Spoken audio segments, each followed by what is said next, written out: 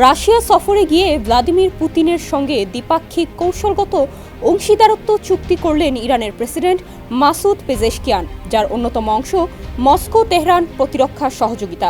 চুক্তি সইয়ের পর পুতিন বলেন, এই ঐতিহাসিক সমঝোতা আঞ্চলিক সুস্থিতি ফেরাতে সহায়ক হবে। ক্রেমলিনে আলোচনার পর চুক্তি অনুষ্ঠানের আয়োজন করা হয় বলে তাসের ও আল জাজিরার প্রতিবেদনে জানানো হয়েছে। প্রতিবেদনে বলা হয়, এই চুক্তি মস্কো ও তেহরানের মধ্যকার সম্পর্ককে নতুন মাত্রায় নিয়ে যাবে বলে আশা করা যাচ্ছে। এটি কৌশলগত অংশীদার হিসেবে দুই দেশের মর্যাদা নিশ্চিত করবে। চুক্তিটি দীর্ঘমেয়াদে সহযোগিতার আরও বিকাশের জন্য একটি আইনি কাঠামো সৃষ্টি করবে। হেলিকপ্টার দুর্ঘটনায় গত বছর ইরানের প্রেসিডেন্ট ইব্রাহিম রাইসির মৃত্যুর পর দেশটির ক্ষমতায় আসেন মাসুদ পেজেশকিয়ান।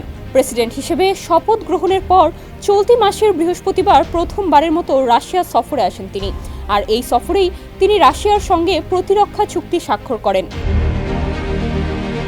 স্বাক্ষরিত চুক্তির আওতায় আগামী ২০ বছর প্রতিরক্ষা, সামরিক মহড়া, যৌথ সামরিক প্রশিক্ষণ ও যুদ্ধজাহাজ তৈরি সহ নিরাপত্তা সংক্রান্ত বিভিন্ন খাতে পারস্পরিক সহযোগিতা বৃদ্ধি করবে দুই দেশ। চুক্তি স্বাক্ষরের পর পেজেশকিয়ান উচ্ছ্বসিত প্রতিক্রিয়া ব্যক্ত করে বলেন, আমরা একটি বহুকেন্দ্রিক বিশ্ব প্রতিষ্ঠার পথে এগোতে চাই এবং এই পথের একটি উদ্দীপক পদক্ষেপ হলো এই চুক্তি। আগামী সোমবার আমেরিকার প্রেসিডেন্ট পদে ডোনাল্ড ট্রাম্প শপথ নেবেন। তার আগে আমেরিকা সহ পশ্চিমী দুনিয়ার নিষেধাজ্ঞার তালিকায় থাকা দুই দেশের চুক্তি তাৎপর্যপূর্ণ বলে মনে করা হচ্ছে। যুক্তরাষ্ট্রের সঙ্গে শত্রুতার সম্পর্ক আছে এমন দেশগুলোর সঙ্গে ঘনিষ্ঠ সম্পর্ক গড়ে তুলেছে রাশিয়া। ইউক্রেন যুদ্ধের শুরু থেকে উত্তর কোরিয়া ও বেলারুশের সঙ্গে কৌশলগত সম্পর্ক গড়ার পাশাপাশি চীনের সঙ্গেও সম্পর্ক জোরদার করেছে রাশিয়া।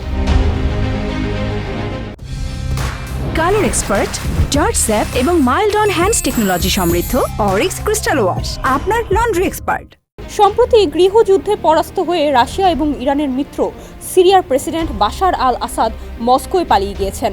ইউক্রেন যুদ্ধ নিয়েও চাপে রয়েছে রাশিয়া। এই আবহে পশ্চিম এশিয়ার অন্যতম ক্ষমতাধর দেশের সঙ্গে প্রতিরক্ষা সহযোগিতা করলেন পুতিন। ডেস্ক রিপোর্ট, সমকাল।